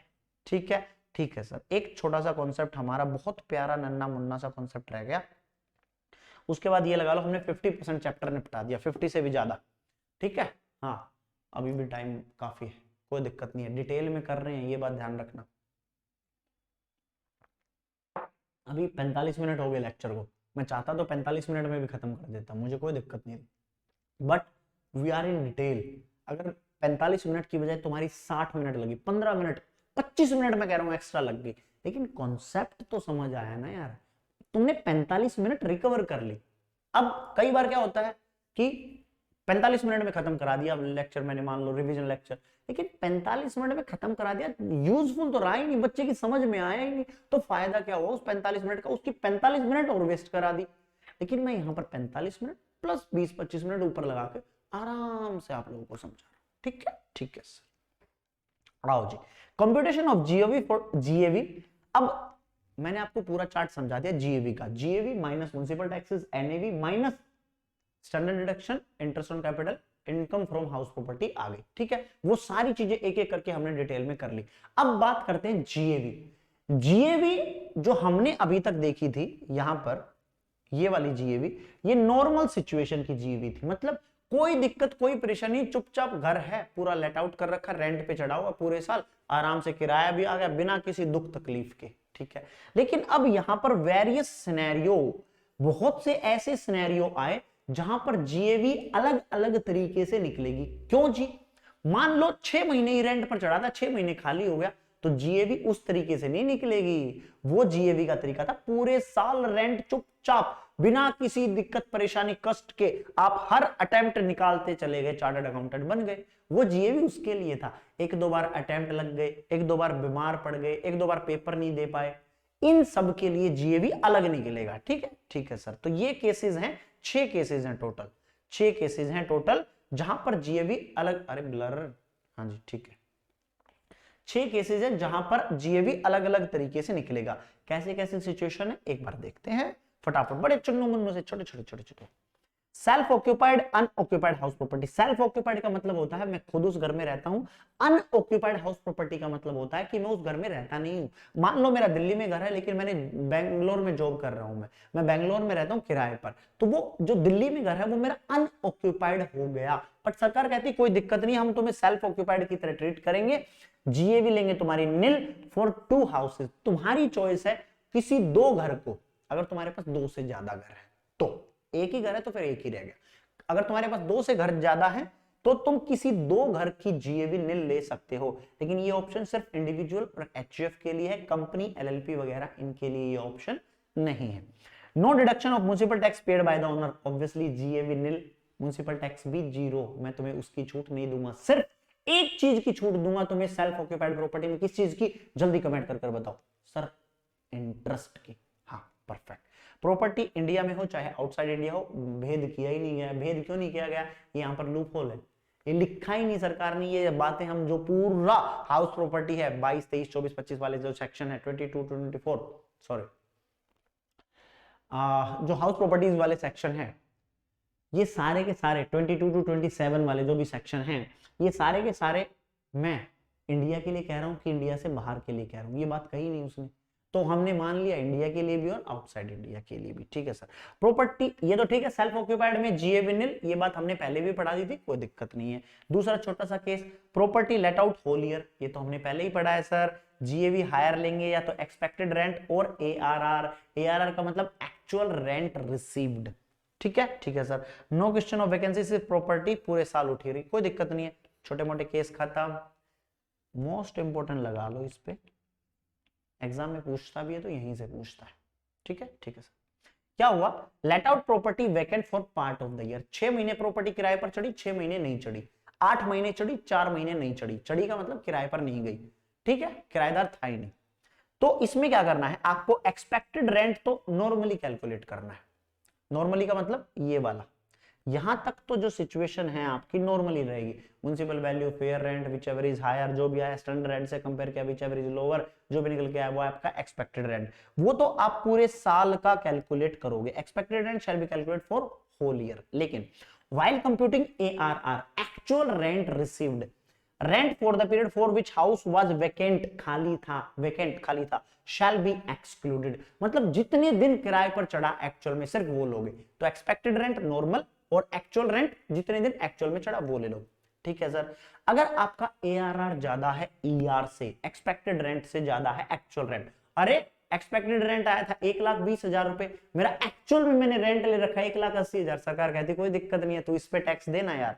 तो तेरी जीएवी क्या मान ली उसने, एक्चुअल रेंट रिसीव्ड। ठीक है, सरकार कहती है हमें कोई दिक्कत नहीं। यहां पर आई दिक्कत, सरकार कहती एक्सपेक्टेड रेंट ज्यादा है। एक्सपेक्टेड रेंट का मतलब एक्चुअल में ये होता है कि तुम झूठ बोल रहे हो सरकार से, तुमने कुछ कच्चे में कैश में पैसा ले लिया है अपने टेनेंट से। ठीक है, जो आप याद रखना, जो भी मकान मालिक आपसे कच्चे में कैश लेता है वो यही वाला करता है। इसीलिए एक्सपेक्टेड रेंट का कॉन्सेप्ट आया था। ये हमने लेक्चर, फुल क्लास के जो हमारे लेक्चर्स हैं या फिर हमारे जो अपना फास्ट ट्रैक लेक्चर्स हैं उनमें हमने डिटेल में बताया हुआ है इसके पीछे रीजन क्या है, ये क्यों ग्रेटर देन लेस देन करवा रखे हैं। ठीक है, ठीक है सर। तो ARR less than ER, ARR less than ER। Expected rent, सरकार को एक्सपेक्टेशन थी 1,20,000 रेंट आएगा, लेकिन एक्चुअल में तुम्हारा 90,000 ही आया। सरकार कहती तुम झूठ बोल रहे हो, तुम झूठ बोल रहे हो। वो कह रहा है नहीं यार मेरा लॉस ड्यू टू वैकेंसी हुआ है। तो कह रही ठीक है, खाली था तेरा मकान, मान लिया, तो तू GAV ARR ही ले ले। पहले वाले केस में, पहले में तूने सच्चाई बोली थी, सरकार कह रही मैं तो 1,20,000 1,20,000 एक्सपेक्ट कर रही थी, नहीं मेरा तो 1,80 आया। तो ठीक है, तू तो ईमानदार आदमी है, तू खुद ही ज्यादा बता रहा है, टैक्स दे ज्यादा देगा। यहां पर वो कह रहा है ठीक है मेरा कम आया, मैं मानता हूं तुम्हारी सरकार की उम्मीदें ज्यादा थी, एक्सपेक्टेड रेंट ज्यादा हो गया, मेरा एक्चुअल कम हो गया, लेकिन वो वैकेंसी के कारण था। सरकार कहती कोई बात नहीं, चल ठीक है, ARR जो तू एक्चुअल बोल रहा है हम तेरा वही ले लेते हैं। लेकिन लेकिन लेकिन due to any other reason, any other reason, तो GAV क्या लूंगा, एक्सपेक्टेड रेंट ले लूंगा, फिर मैं AR नहीं लूंगा, यहां पर मैं ER ही लूंगा। GAV क्या लूंगा, ER। पहले दो केसेस में GAV क्या था मेरा, ARR। थर्ड वाला सर एनी अदर रीजन, क्या रीजन हो सकता है भाई, रीजन ये हो सकता है एक्चुअल में ही बहुत रेंट हो गया हो, एक्सपेक्टेड रेंट बहुत ऊपर चला गया, कोई रीजन ही नहीं है, बहुत ऊपर चला गया, कोई डिफरेंस का, वैकेंसी मैं तुम्हें वैकेंसी भी दे दूंगा तब भी तुम उससे कंपैरिजन नहीं कर पाओगे। तो फिर कह रहे यार छोड़ो कोई बात नहीं। तो इसमें दो कॉन्सेप्ट अपनाए जाते हैं, और मैंने इसलिए लिखा है कई टीचर्स, अलग टीचर्स का मतलब यहाँ पर ऑथर्स से जो प्रैक्टिकल बुक लिखते हैं, कई ऑथर्स ये कहते हैं कि यहाँ पर GAV लोगे ER minus loss due to vacancy, कई ये कहते हैं ER is equal to expected rent. ठीक है, तो आप जो लोगे वो लोगे जो इंस्टीट्यूट आपको कहता है। ठीक है, बाकी हम तौबा तौबा, बाकी का हमें कुछ नहीं सुनना, जो इंस्टीट्यूट कहता है, इंस्टीट्यूट हमारा माई बाप है, तुमको हो जो पसंद वही बात कहेंगे, दिन को दिन और रात को रात ना कह के जो तुम कहोगे हम वही कहेंगे। तुमने दिन को रात कहा तो रात कहेंगे, रात को दिन कहा तो दिन कहेंगे। ठीक है, ठीक है सर। तो 3 केस हो गए मेरे, सेल्फ ऑक्यूपाइड, GAV नील, पूरी तरह लेट आउट है, कोई दिक्कत नहीं, एक्सपेक्टेड रेंट और ARR whichever is higher GAV ले लूंगा। अगर मेरा खाली था मकान कुछ दिनों के लिए, तो 3 केसेस हैं, किसी एक केस को मानते हुए जो भी आएगा GAV ले लूंगा। फोर्थ केस बहुत चुनने मुन्ने, अब तो खत्म, मोस्ट इंपोर्टेंट इनमें सबसे यही है। ठीक है, ठीक है sir. Let out for part and self occupied for part. अब हाफ टाइम के लिए, ये टाइम वाइज है, चाहे आपने 1 दिन किराए पर दे दिया हो, आप खुद रहते थे, 8 महीने बाद यार नहीं इसको रेंट पर दे देते, पहले खुद खाली नहीं हुआ मकान, इस बार टाइम वाइज के हिसाब से है, लेकिन खुद रहते हो, let out for part and self occupied for part. तो क्या करना है, एक्सपेक्टेड रेंट तो पूरे साल का ही निकाल लो, जैसे इसमें भी पूरे साल का निकाला था, इसमें पूरे साल का निकाल लो। ARR shall be compute for let out period, वही इसमें भी ARR एक्चुअल पीरियड के लिए निकाला था, इसमें सिर्फ वैकेंसी थी, इसमें आप खुद रहते हो, फर्क दोनों में यही है। वैकेंसी वाले में 3 कहानियां हैं, इसमें एक ही कहानी। आर ले लो फिर एक्सपेक्टेड रेंट और ARR, जो एक्चुअल में GAV होता है, GAV होता क्या, ER एक्सपेक्टेड रेंट और ARR व्हिचएवर इज हायर, इसमें भी आपने यही लिया है। बट इसमें फर्क ये है, एक्सपेक्टेड रेंट निकाला पूरे साल का, ARR निकाला एक्चुअल लेट आउट का, क्योंकि बाकी दिन तो आप खुद रह रहे थे उस मकान में। फुल म्युनिसिपल टैक्स अलाउड हो जाएगा। क्या बोलते हैं अपना let out, self occupied property में म्युनिसिपल टैक्स का खर्चा नहीं मिलता, लेकिन यहां पर मिल रहा है। क्यों? क्योंकि आपने लेट आउट भी कर दिए, थोड़ा बहुत उसमें किराया भी आ गया, इसलिए सरकार ने आपको यहाँ पर म्युनिसिपल टैक्स दे दिया। लेकिन पूरी तरह आप खुद से रहते तो म्युनिसिपल टैक्स आपको अलाउ नहीं होता। No deduction of municipal tax paid self occupied के केस में। लेकिन आपने सेल्फ ऑक्यूपाइड था लेकिन साथ में लेट आउट भी था, तो आप सरकार ने कहा कोई बात नहीं यार, थोड़ा सा म्युनिसिपल टैक्स ले जा तू, हम तेरे ऊपर दया दिखा देते हैं। मोर देन 2 सेल्फ ऑक्यूपाइड प्रॉपर्टी, 2 से ज्यादा। सरकार, हिंदुस्तान की सरकार आपसे ये कहती है साहब मेरी बात सुनो, आप ज्यादा से ज्यादा 2 मकान में रह सकते हो। 2 मकान में, एक में हस्बैंड वाइफ रहते, दूसरे में माता पिता रहते। सरकार का जो एक्चुअल में मानना है कि चलो बीवी बच्चे की नहीं बनी, बहू की और माँ बाप की नहीं बनी, कोई दिक्कत नहीं, आप दूसरे मकान में रह लो। 2 मकान तक हम आपको अलाउ करते हैं, 2 मकान से ज्यादा हम आपको अलाउ नहीं कर सकते। तो डीम्ड लेट आउट का जो कॉन्सेप्ट है, मोर देन 2 हाउस प्रॉपर्टी, सरकार कहती है मान ले तेरे पास 5 घर है, किसी 2 घर को, किसी भी 2 घर का जो तेरे लिए बेनिफिट हो, एक्सपेक्टेड रेंट वगैरह निकाल के पूरी कैलकुलेशन कर ले अपनी, जो तुझे ज्यादा बेनिफिशियल दे, रेंट कमाए, इनकम कमाए या लॉस ज्यादा है, जिस घरों में इनकम कमाए या लॉस ज्यादा है उस घर को तुम अपना मान लो क्या, अपना सेल्फ ऑक्यूपाइड, किसी 2 घर को, बाकी 3 को, 5 में से बाकी 3 को, मान लो 5 घर थे तो बाकी 3 को क्या मान लेंगे, deemed let out. Deemed let out is equal to let out property, ठीक है, same treatment let out property वाला होगा। तो if SSC is having more than 2 houses and he is using all of them for himself, 5 घर है, 5 खुद के लिए यूज कर रहा है, कह रहा है जी मैं कभी मन करता है मुंबई रह लिया, कभी चेन्नई वाले घर में रह लिया, कभी कलकत्ता वाले घर में रह लिया, अब गर्मी ज्यादा हो गई तो मैं जम्मू कश्मीर वाले घर में रह लिया, अब बारिश का मौसम हो गया तो मैं मुंबई बारिश देखने चला गया। नहीं, सरकार कह रही he has the option to choose any 2 houses as self occupied property and other houses will be let out, या फिर कहूं डीम्ड लेट आउट। उन 2 घर को सेल्फ ऑक्यूपाइड मान लेना, GAV नील लगाकर कैलकुलेशन कर देना, बाकी 3 घर को लेट आउट मानते हुए एक्सपेक्टेड रेंट निकालना। तो GAV for deemed let out property के लिए एक्सपेक्टेड रेंट ही मेरा क्या हो जाएगा, GAV। क्यों सर, GAV तो एक्सपेक्टेड रेंट और actual rent received whichever is higher होता था भैया, जब ये है डीम्ड लेट आउट, वहां पर कोई रहता नहीं हो, कह रहा मैं खुद रहता हूं, सरकार कहती है हम नहीं मानते, तो यहां पर एक्सपेक्टेड रेंट ही मेरा GAV हो जाएगा, because there is no rent received since house property self occupied. सरकार कह रही तू रहता होगा, मान लिया, लेकिन मैं जबरदस्ती, मान ना मान तू मेरा मेहमान, वो वाली बात है। सरकार कहती जबरदस्ती मैं 3 घर को लेट आउट मानते हुए जो भी एक्सपेक्टेड रेंट आएगा उसको मैं तेरी इनकम मानकर तेरे हाथ में टैक्स कर दूं। इट्स ओके, ठीक है सर। और जिस 2 घर को तू कहेगा सेल्फ ऑक्यूपाइड, उसका GAV क्या आएगा, नील। इंटरेस्ट अलाउ सेल्फ ऑक्यूपाइड का सर लिमिट है 30,000 और 2 लाख, सेल्फ ऑक्यूपाइड के लिए लिमिट है 30,000 2 लाख, जबकि जो डीम्ड लेट आउट के लिए इंटरेस्ट अलाउड अनलिमिटेड, सब दोनों बातें लिखी, interest allowed unlimited, interest allowed 2 lakh और 30,000, जो कंडीशन के हिसाब से आता होगा। लास्ट छोटा सा चुन्नू सा, single house, 1 portion is let out, another portion is self occupied. मान लो फर्स्ट फ्लोर रेंट पर दे दिया, नीचे खुद रहते हैं, ऊपर मकान नीचे दुकान, नीचे दुकान ऊपर मकान, एरिया वाइज।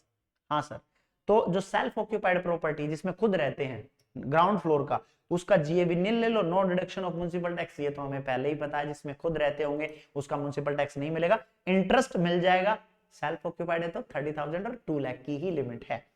जबकि जो लेट आउट प्रॉपर्टी जो फर्स्ट फ्लोर है, expected rent shall be computed on proportionate basis, proportionate basis expected rent निकाल लेना प्रोपोर्शनेटली।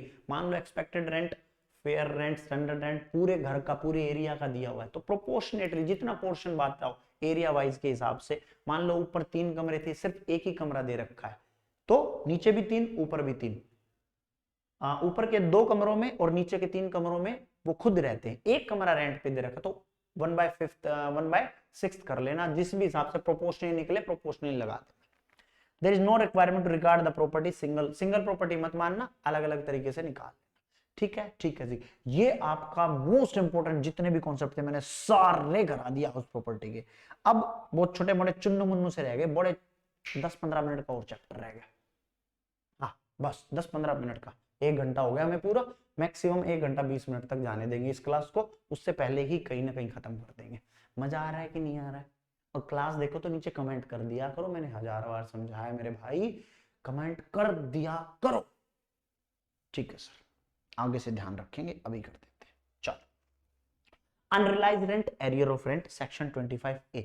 अनरिलाइज रेंट का मतलब क्या है? अनरिलाइज रेंट का मतलब सर ये है कि आपको रेंट रिसीव नहीं हुआ, अनरिलाइज रेंट, आप रेंट नहीं ले पाए, या तो सामने वाला दबंग था या गरीब आदमी था, हाथ जोड़ के खड़ा था, साहब मैं नहीं दे सकता, ठीक है कोई बात नहीं भाई।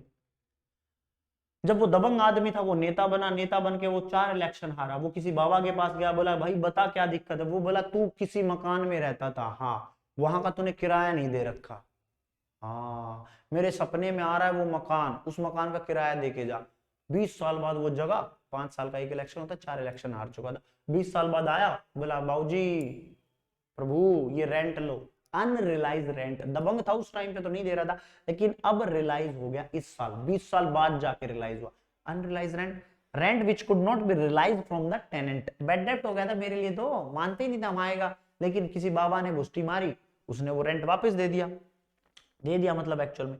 If such amount is realise subsequently it is taxed, जिस साल में मिला उसी साल में टैक्स करेंगे, और under the head house property tax करेंगे, चाहे आपने वो मकान बेच क्यों ना दिया हो।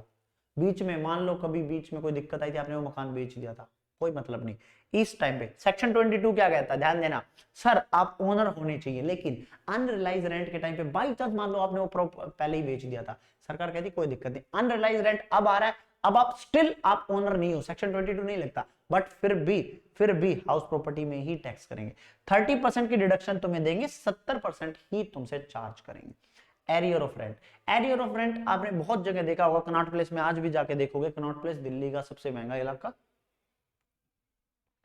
सबसे सुंदर इलाका, या आपके शहर का सबसे महंगा इलाका सोच लो, जो भी हो, उस इलाके में आज भी दुकानें 100 रुपए 1000 रुपए पर मंथ किराए पर होंगी, पगड़ी बोलते हैं उसको, पगड़ी के टाइम पर। तो कई बार क्या होता है, इनका डिस्प्यूट चलता रहता है, सरकार ने हो सकता है किसी लैंडलॉर्ड के हक में फैसला सुना दिया, बोला भाई आज से 20 साल पीछे तक का बड़े किराया बढ़ा के दो। If SSC has increase the rent, या फिर मान लो तुम किसी मकान में रह रहे थे, वो बोला यार मैं दे दूंगा, उसने गुस्से में आगे लैंडलॉर्ड ने कहा मैं तुम्हारा पिछले 3 साल से किराया बढ़ा रहा हूँ, क्योंकि तुमने 1 साल से किराया नहीं दिया मेरा, मैं पिछले 3 साल से तुमसे बढ़ा के किराया लूंगा। कोर्ट में केस गया, कोर्ट बोला भाई सही कह रहा है, पिछले 1 साल से किराया नहीं दे रहा, तो इसका हक है 3 साल से बढ़ाने का, उसने मान लो कोर्ट ने वो केस उसके फेवर में फैसला दे दिया, अब वो एरियर ऑफ रेंट मिला, पीछे से बढ़ा हुआ पैसा मिला। If SSC has increased the rent payable by the tenant retrospectively, पीछे से, and later on SSC received the increased amount as arrear, that is called arrear of rent। जिस साल में मिला उसी साल में टैक्स होगा, चाहे आपके पास घर हो या ना हो, कोई मैटर नहीं करता, 30% की रिडक्शन मिल जाएगी, 70% टैक्स होगा, दोनों में सेम टैक्स ट्रीटमेंट, सेम चीजें, कॉन्सेप्ट अलग अलग है, अनरिलाइज रेंट और arrear of rent।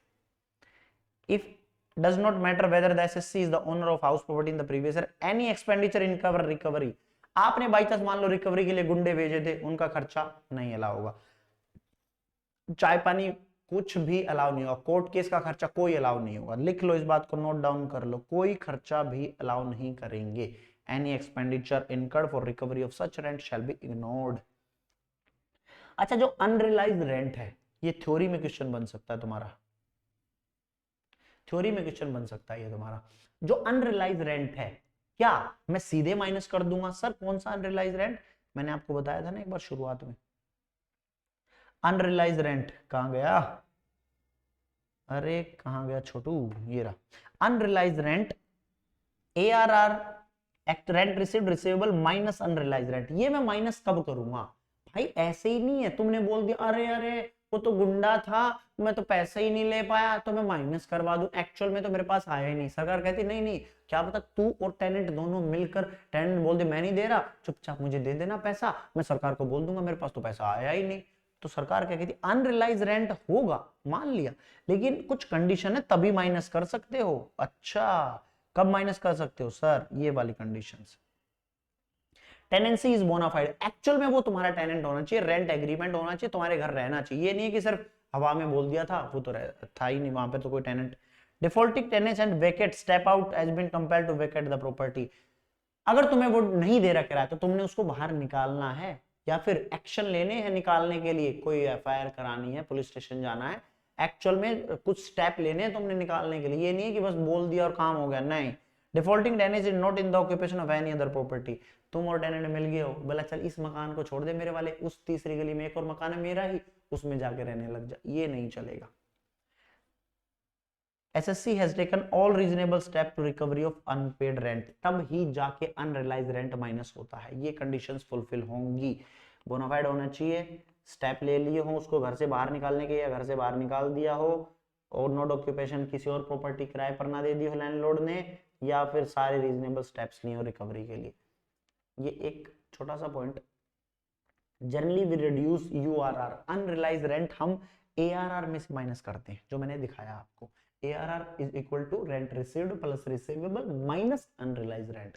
लेकिन इनकम टैक्स हमारा इतना महान है, जो प्रैक्टिकल लाइफ ITR भरते टाइम वो अनरिलाइज रेंट को GAV से माइनस करवा देता है। प्रैक्टिकल लाइफ ये चल रहा है, तो अगर GAV से माइनस करवा दिया तो फिर ARR से माइनस नहीं करने का।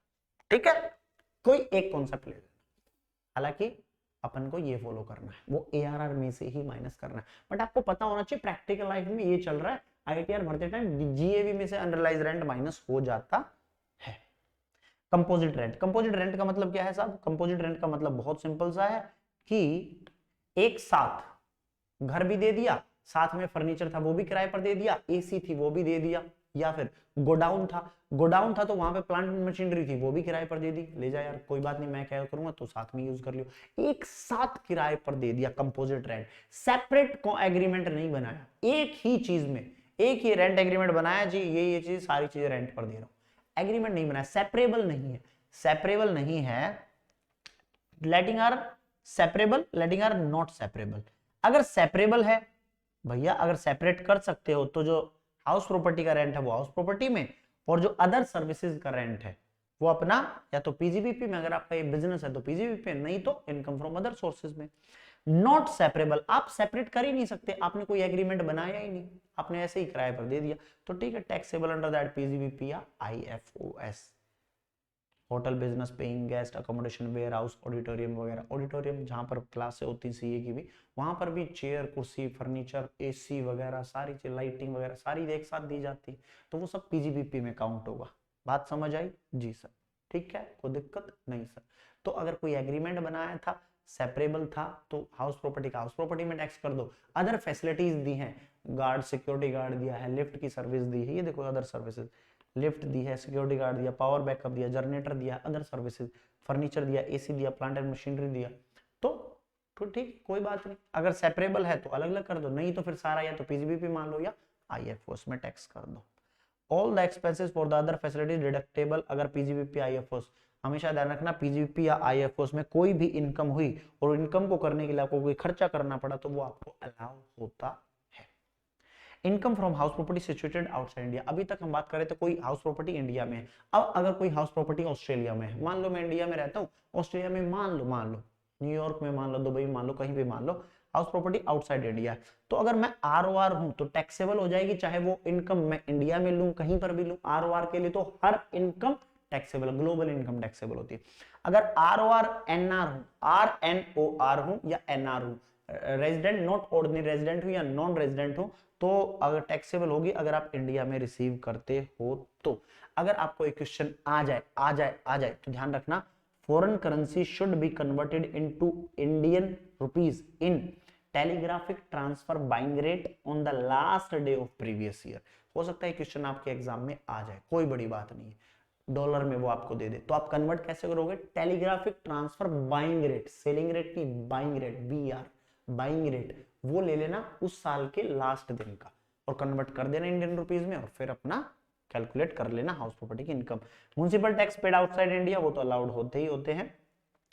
ट्रीटमेंट ऑफ इनकम फ्रॉम को ऑन्ड प्रॉपर्टी। को ऑन्ड प्रॉपर्टी का मतलब साहब एक घर है, दो मालिक, कोई बात नहीं।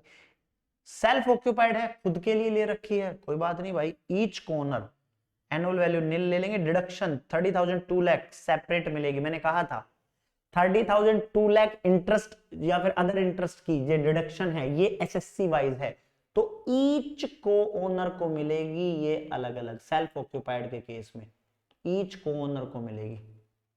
ठीक है, ठीक है सर। अगर लेट आउट कर रखा है तो income from house property computed as if property is owned by एक ओनर, इनकम निकाल लो, फिर जो भी प्रोपोर्शनेटली बांट लो। बहुत सिंपल है। मानो कोई है ही नहीं उसका मालिक, मान लो दो अलग अलग मालिक नहीं, एक ही मालिक है, चुपचाप उसका नॉर्मल तरीके से हाउस प्रॉपर्टी की इनकम कैलकुलेट करो, जो भी एक्चुअल में आए फिर दो इंसानों में बांट दो, जो भी क्वेश्चन में रेशियो दिया रहेगा। बहुत सिंपल है। और क्या होगा, income so computed shall be apportioned amongst the each owner as per their share. ये मानो कि प्रॉपर्टी एक ही आदमी की है, इनकम कैलकुलेट कर लो, इनकम फ्रॉम हाउस प्रॉपर्टी, फिर उसको दो भागों में बांट दो, तीन भागों में बांट दो, चार पार्ट्स में बांट दो, जितने भी ओनर हो उतने पार्ट्स में बांट दो as per their respective share. Deemed ownership, last concept, छोटा मोटा कॉन्सेप्ट है, थ्योरेटिकल कॉन्सेप्ट है। डीम्ड ओनरशिप, डीम्ड ओनरशिप का क्या मतलब है जी? डीम्ड ओनरशिप का मतलब है कि मानो या ना मानो मानना पड़ेगा, मानो या ना मानो मानना पड़ेगा। जबरदस्ती सेक्शन 27 बात करके देता है। इसमें 6 पॉइंट है मेरे, 6 पॉइंट है। इसमें क्या कहते हैं भैया, एक्चुअल में जो प्रॉपर्टी के पेपर है वो आपके नाम में नहीं रहेंगे, वो किसी और के नाम में रहेंगे, बट स्टिल आपको मैं ओनर मानूंगा। उसके पीछे रीजन क्या है, एक एक करके जानते हैं। ट्रांसफर टू स्पाउस, मैं ज्यादा चालाक बन रहा था। मेरी इनकम सैलरी से मान लो 25 लाख रुपए है, मेरा एक हाउस प्रॉपर्टी भी है मेरे नाम पर, उससे 10 लाख का रेंट और आ रहा है। मैंने सोचा यार इतना टैक्स क्यों दूं, स्लैब रेट अपनी बीवी का भी यूज करता हूं। मैंने क्या किया, बीवी के नाम पर वो प्रॉपर्टी ट्रांसफर कर दी। क्या किया, बीवी के नाम पर। लेकिन एक्चुअल में ओनर कौन था, मैं था। मैंने टैक्स सेविंग के लिए हरकत की। If an individual transfer any house property to his or her spouse, बीवी ने हस्बैंड को, हस्बैंड ने बीवी को, फॉर इनएडुकेट और विदाउट कंसिडरेशन, बदले में कोई पैसा नहीं लिया, या फिर मान लो 50,000 में दे दी, 1 लाख में दे दी, करोड़ों की चीज या लाखों की चीज, such transfer is deemed to be owner of the transferred house property. कौन, ट्रांसफरर। मैंने ट्रांसफर की तो मैं उसका डीम्ड ओनर माना जाऊंगा। फुल एग्जांपल है। लेकिन एक एक्सेप्शन है यहां पर। अगर मान लो मैंने कोई प्रॉपर्टी दी as a agreement of live apart, मतलब तलाक के केस में कानून की जजमेंट आई, भैया ये हाउस आपको अपनी बीवी की मेंटेनेंस के लिए देना पड़ेगा, तो फिर ठीक है, फिर कोई दिक्कत नहीं। फिर मैं हाउस प्रॉपर्टी का इनकम, जो हाउस प्रॉपर्टी का ओनर नहीं माना जाऊंगा, उससे जो भी इनकम आएगी वो मेरे हाथ में टैक्स नहीं होगी। Agreement of live apart, if property is transferred in connection with the agreement of live apart, तो फिर एक्सेप्शन है, नहीं मानेंगे। ज्यादा समझने के लिए आप एग्जाम्पल पढ़ सकते हैं, जो मैंने कहा वही बात एग्जाम्पल में लिखी गई है। दूसरा, ट्रांसफर टू माइनर चाइल्ड, फिर ज्यादा चालाकी दिखा रहा है, कह रहा बीवी को नहीं, चल ठीक है माइनर चाइल्ड को बोला, ले मैं माइनर चाइल्ड भी लिख देता हूं। अगर आपने माइनर चाइल्ड को दे दिया, if individual transfer house property minor child for inadequate without consider, बीवी की जगह बच्चे को दे दिया बस माइनर चाइल्ड को, तो फिर ठीक है, फिर मैं transfer deemed to be owner of transferred house property. लेकिन इसमें भी एक एक्सेप्शन है कि जब प्रॉपर्टी ट्रांसफर कर दो अगर माइनर मैरिड डॉटर को, माइनर मैरिड डॉटर को, अगर कोई लड़की ब्याह दी मैंने, माइनर थी वो, और वो दूसरे के घर चली गई है, दूसरे के घर चली गई, दूसरे के घर चली गई, तो फिर मैं नहीं माना जाऊंगा। लड़की की शादी थी, लड़की की शादी पे एक्चुअल में गिफ्ट एग्जेम्प्ट होते हैं, बट शादी के मान लो 1 महीने बाद, 2 महीने बाद मैंने एक हाउस अपनी बेटी को दे दिया, वो माइनर थी ब्याहने के बाद, तो अब क्या होगा, मैं ओनर नहीं माना जाऊंगा, वो लड़की ही ओनर मानी जाएगी। ठीक है सर। Holder of impartible assets, impartible assets का मतलब ये होता है कि कोई ऐसी प्रॉपर्टी थी जिसका बंटवारा नहीं हो सकता। मेरे दादाजी ने मेरे पिताजी के नाम पर एक प्रॉपर्टी रखी, उन्होंने कहा भैया कल को तुम इसको ना बेच दो, एक कॉन्ट्रैक्ट किया, इस प्रॉपर्टी को कोई भी बेच नहीं सकता, कोई भी भाई नहीं बेच सकता, किसी भाई का कोई राइट नहीं है। हाँ, रेंट पर चढ़ाना है चढ़ा दो, कोई दिक्कत नहीं, कोई रेवेन्यू जनरेट करना है कर लो, तो जिस भी बंदे ने वो रेंट पर चढ़ाई होगी, बड़े भाई ने, छोटे भाई ने, मंझले भाई ने, जिस भी भाई ने जो एक्चुअल में बेनिफिशियल ओनर है, उस प्रॉपर्टी से जो बेनिफिट उठा रहा है, उसके हाथ में इनकम टैक्स कर दिया जाएगी, उसको मालिक माना जाएगा जब एक्चुअल में प्रॉपर्टी पांचों के नाम में होगी। ध्यान देना, बात समझ आई। मान लो 5 भाई थे, 4 भाई शहर में रहते हैं, 1 भाई गांव में रहता है, वो गांव की प्रॉपर्टी, तो वो कह रहे यार गांव वाले तू ही रख ले सारा शेयर, तो उसी के हाथ में टैक्स होगी, पांचों के नाम में प्रॉपर्टी के पेपर बेशक हो। कहानी की शुरुआत यहां से हुई थी, डीम्ड ओनरशिप, प्रॉपर्टी के पेपर किसी के नाम में भी हो। एक्चुअल में कौन बेनिफिशियल ओनर है भैया? बेनिफिशियल तो यहाँ वो था जिसने ट्रांसफर की, यहां पर भी माइनर चाइल्ड केस में भी, इम्पार्टेबल एसेट्स के केस में भी, holder of an impartible asset shall be deemed to be the owner of all participants of the estate। पूरी कहानी है, पूरी एग्जांपल के साथ समझा रखी है, समझ लेना। Member of A cooperative society etcetera, cooperative society वगैरह आपने कई बार देखा होगा, सोसाइटीज में जो मकान होते हैं वो कोऑपरेटिव सोसाइटी के नाम पर होते हैं, लेकिन उस फ्लैट में रहता तो इंसान ही है। फ्लैट नंबर 502 मिस्टर जेठालाल रहते हैं, लेकिन वो बिल्डिंग और वो जो प्रीमाइसेस है वो सारी एक कोऑपरेटिव सोसाइटी है, मान लो एबीसी कोऑपरेटिव सोसाइटी। अब एक्चुअल में वो जो सोसाइटी है वो नाम किसके है, लेकिन जेठालाल ने सोसाइटी को पैसे दिए होंगे ना, नाम जेठालाल के नहीं बोलती, वो नाम बोलती कोऑपरेटिव सोसाइटी के, लेकिन एक्चुअल में रहता कौन है, ओनर कौन है, बेनिफिशियल ओनर कौन है, जेठालाल। तो टैक्स किसके हाथ में करेंगे? जेठालाल के हाथ में। बात समझ आई जी sir. Fifth, person in possession of property. मान लो मेरा कोई दोस्त था, मैंने क्या कहा, मैंने कहा यार ये प्रॉपर्टी में सेल आउट कर रहा हूं, बोला ठीक है ले पैसे, मैंने ले लिए पैसे, प्रॉपर्टी के पेपर मेरे नाम पे रहे, मैंने कहा चल रह ले, मेरा यार दोस्ती है, कह रहा यार ठीक है नाम चढ़ उतरवाना है, जब उतरवा देना, रजिस्ट्री में नाम किसका है? मेरा ही है, पैसे मैं उससे ले चुका हूं, रह कौन रहा है? वो रह रहा है, सारे बेनिफिट वो ले रहा है, तो एक्चुअल में ओनर कौन माना जाएगा? वो। बेशक प्रॉपर्टी के पेपर मेरे नाम पर है। ध्यान से सुनना, पढ़ो ध्यान से पढ़ो एक बार फटाफट, क्या कहता है?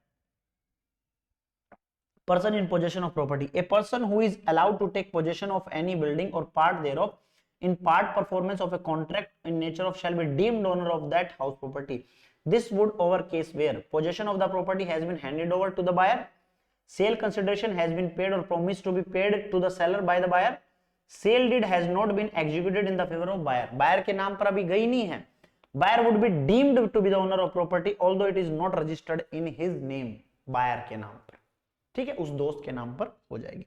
Person to whom a property is lease out for not less than 12 years, 12 महीने से कम, 12 साल से कम की लीज नहीं है, मान लो 15 साल की लीज है, तो वो कह रहा है जो लेसी है, जो लीज पर ले रखी है, उसी को हम ओनर मानेंगे, एक्चुअल में किसके नाम पर है हम ये नहीं मानेंगे, लेकिन वो 12 साल का होना चाहिए लीज एग्रीमेंट।